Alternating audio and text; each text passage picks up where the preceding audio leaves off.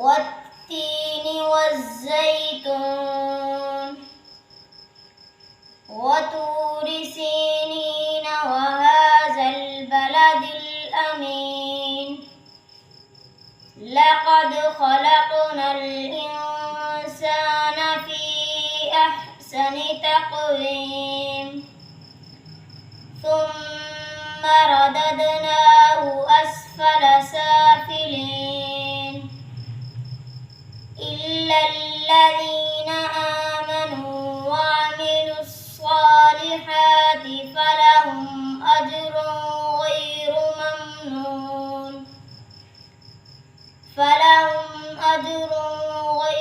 ممنون فما يكذبك بعد بالدين أليس الله بأحكم الحاكمين